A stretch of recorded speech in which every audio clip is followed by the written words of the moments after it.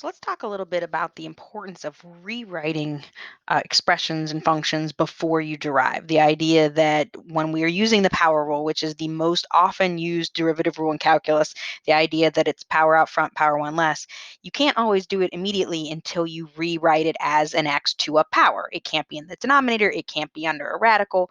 So the idea that you need to have strong algebra skills to rewrite is really big. So I have a kind of a little setup here where I have a function. I want to talk about what simplifying needs to be done to get it ready to derive, how you derive it, and then how you could potentially simplify it when you're done.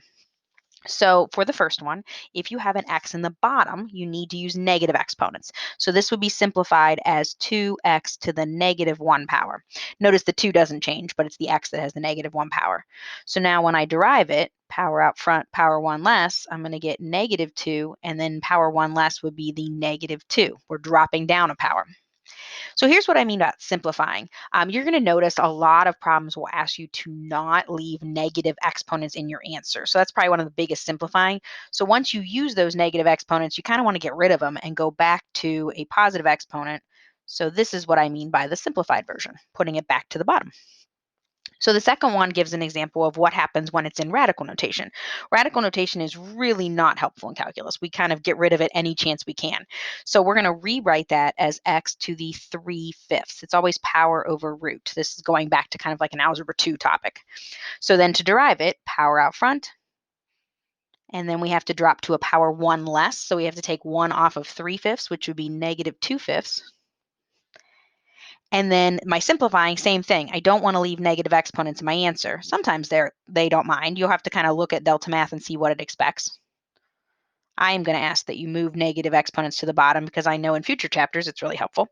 So your final answer will be the 3/5 x to the 2/5.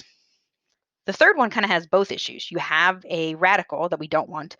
You also have it in the denominator, which we don't want. So we're going to rewrite that as 1/2 x to the negative 1/2 because x is in the bottom, so it's negative, and it's being square rooted, so it's a half. So the derivative is power out front.